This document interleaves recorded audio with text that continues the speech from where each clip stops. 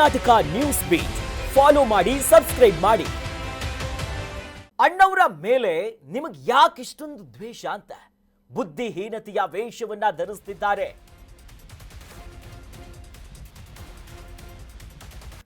ನಟ ಚೇತನ್ ಅಹಿಂಸಾ ಅಲ್ಲ, ಹಿಂಸಾತ್ಮಕ ಸ್ಟೇಟ್ಮೆಂಟ್ಸ್ ಗಳನ್ನ ಕೊಡ್ತಿದ್ದಾರೆ. ನಟ ಚೇತನ್ ವಿರುದ್ಧ ರಾಜ ಅಭಿಮಾನಿಗಳು ಆಕ್ರೋಶವನ್ನ ಹೊರಗಾಕ್ತಿದ್ದಾರೆ.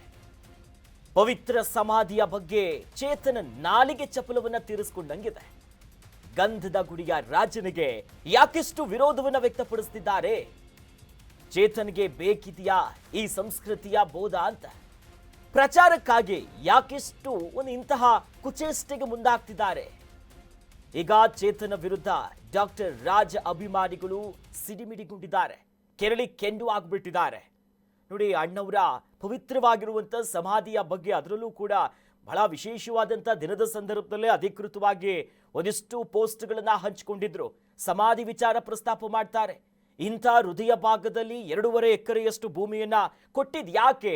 ಇದು ಬೇಕಿತ್ತಾ ಅಂತ.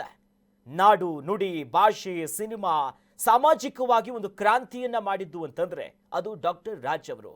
ಅಪಾರವಾದಂಥ ಅಭಿಮಾನಿಗಳು. ನೋಡಿ, ಒಂದು ರೀತಿ ಕನ್ನಡ ಸಿನಿಮಾದ ಅಸ್ಮಿತೆ.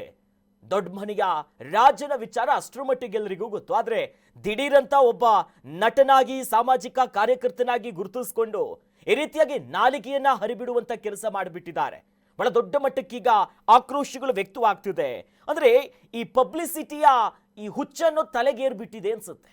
ಇಂಥ ಹೇಳಿಕೆಗಳು ಬೇಕಿತ್ತ ಅಂತ ಪ್ರಚಾರಕ್ಕೋಸ್ಕರ ಎಷ್ಟು ಕೀಳು ಮಟ್ಟಕ್ಕೆ, ಅದರಲ್ಲೂ ಕೂಡ ಒಬ್ಬ ನಟನಾಗಿ ಬಣ್ಣ ಹಚ್ಚಿ ಕೆಲ ಸಿನಿಮಾಗಳಲ್ಲಿ ನಟಿಸಿದಂತ ಒಬ್ಬ ನಟನಾಗಿ ಇಂಥ ಮೇರು ನಟರ ಬಗ್ಗೆ ನಾಲಿಗೆಯನ್ನ ಹರಿಬಿಡ್ತಾರಲ್ಲ.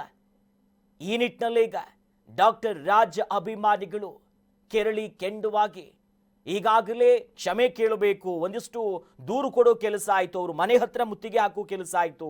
ನಂತರದಲ್ಲಿ ಅದನ್ನ ಒಂದಿಷ್ಟು ಕ್ಷಮೆ ಕೇಳೋ ಕೆಲಸ ಮಾಡಿದ್ರು. ಯಾವಾಗ ರಾಜಾಭಿಮಾನಿಗಳ ಕಂಗಣ್ಣಿಗೆ ಗುರಿಯಾಗಿದ್ರು ಆಗ ಬಹಿರಂಗವಾಗಿಯೇ ಕ್ಷಮೆ ಕೇಳಿದ್ರು. ಅವ್ರ ಮೇಲೆ ಗೌರವ ಇದೆ, ನಾನು ಆ ಅರ್ಥದಲ್ಲಿ ಹೇಳಿದ್ದಲ್ಲ, ತಪ್ಪಾಯ್ತು, ಭಾವನೆಗಳಿಗೆ ಯಾರಿಗಾದ್ರೂ ನೋವಾಗಿದ್ರೆ ನಾನು ಕ್ಷಮೆಯನ್ನ ಕೇಳ್ತೀನಿ ಅನ್ನೋದಾಗ ಪರಿಪರಿಯಾಗಿ ಹೇಳಿದಂತ ಚೇತನ್ ಈಗ ದಿಢೀರ್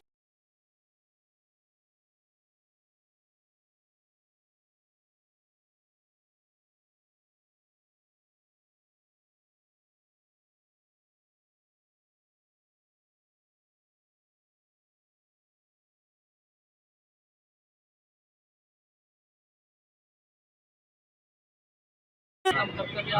ನಾನು ಯಾರಿಗಾರು ಒಂದು ರೀತಿ ನೋವು ಮಾಡೋದು ನನ್ನ ಉದ್ದೇಶ ಇಲ್ಲ, ಅವರ ಭಾವನೆಗೆ ಧಕ್ಕೆ ಬರೋದು ನನ್ನ ಉದ್ದೇಶ ಅಲ್ಲ. ಬಹಳ ಮುಖ್ಯವಾಗಿ ಯಾರ ಮನಸ್ಸು ನೋವು ಮಾಡೋದು ನಮ್ಮ ಉದ್ದೇಶ ಅಲ್ಲ. ಜಾಗೃತಿ ಆಗಿದೆ, ಇದನ್ನು ಮುಂದೆ ತಗೊಂಡೋಗೋದು ಸಾಕು. ಇದನ್ನ ಮುಂದಿನ ದಿನಗಳಲ್ಲಿ ಯಾರಾದ್ರೂ ಭಾವನೆಗೆ ಧಕ್ಕೆ ಆಗುತ್ತೆ ಅಂದ್ರೆ ನಾನು ಯೋಚನೆ ಮಾಡಿ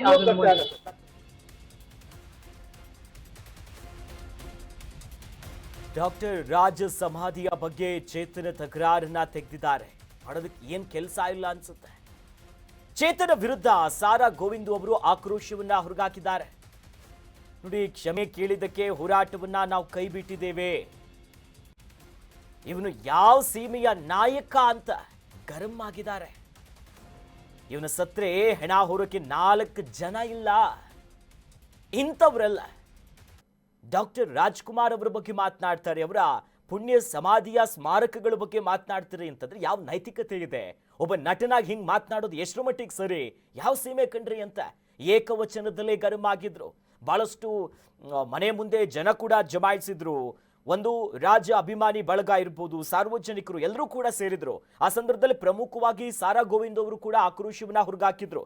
ಆತ ಕ್ಷಮೆ ಕೇಳಿದ, ಹಾಗಾಗಿ ನಾವು ಹೋರಾಟವನ್ನ ಕೈ ಬಿಟ್ವಿ, ಆತ ಕ್ಷಮೆ ಕೇಳಿದ ನಂತರವೇ ನಾವು ಸುಮ್ಮನಾಗಿದ್ದು. ಇವನ್ ಸತ್ರ 4 ಜನ ಇಲ್ಲ. ಇಂಥವರೆಲ್ಲ ರಾಜ್ಕುಮಾರ್ ಬಗ್ಗೆ ಮಾತನಾಡ್ತಾರ ಅಂತ ಚೇತನ ವಿರುದ್ಧ ಸಾರಾ ಗೋವಿಂದ್ ಅವರು ರಣಾಕ್ರೋಶವನ್ನ ಹೊರಗಾಕಿದ್ರು.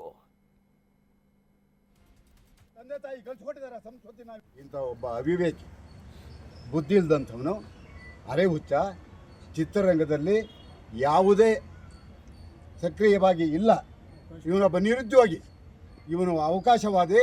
ಇವತ್ತು ಯಾವುದೋ ಒಂದು ಅಹಿಂಸಾ ಇದನ್ನು ಅಂತ ಕಟ್ಕೊಂಡು 4 ಜನ, ಇವನು ಹೆಣ ಹೊರಕ್ಕೆ 4 ಜನ ಇಲ್ಲ. ಇವತ್ತು ಅಂತಹ ದೊಡ್ಡ ಮಹಾತ್ಮರ ಬಗ್ಗೆ ಮಾತಾಡ್ತಾನೆ. ಶಿವಕುಮಾರ್ ನಾಯಕು, ಶಿವರಾಮೇಗೌಡರು, ಸಿ ಕೆ ರಾಮೇಗೌಡರು, ನಾವೆಲ್ಲ ಇವತ್ತು ಅವ್ರನ್ನ ಪ್ರಶ್ನೆ ಮಾಡಿದಾಗ ನಾನು ಕೇಳಿದೆ, ಯಾವುದೋ ಟಿ ವಿಲಿ ನೋಡಿದಾಗ ನಾನು ಸಾರ್ವಜನಿಕವಾಗಿ ಕ್ಷಮೆ ಕೇಳೋದಿಲ್ಲ ಅಂತ ಹೇಳ್ಬಿಟ್ಟು ಹೇಳ್ದ ಮುಟ್ಟಾಳ. ಈಗ ನಮ್ಮ ಮುಂದೆ ಯಾರಿಗಾದ್ರೂ ನೋವಾಗಿದ್ರೆ ನಾನು ಕ್ಷಮೆ ಕೇಳ್ತೀನಿ. ನಾನು ಸಮಾಜ ಉದ್ಧಾರ ಮಾಡೋ ದೃಷ್ಟಿಯಲ್ಲಿ ಮಾತಾಡಿದ್ದೀನಿ ಹೊರತು ನಾನು ರಾಜ್ಕುಮಾರ್ ಬಗ್ಗೆ ನಾನು ಮಾತಾಡಿಲ್ಲ. ಅವ್ರ ಬಗ್ಗೆ ಬಹಳ ಗೌರವ ಇದೆ, ಹೀಗೆಲ್ಲ ಮಾತಾಡಿದ್ದೇನೆ.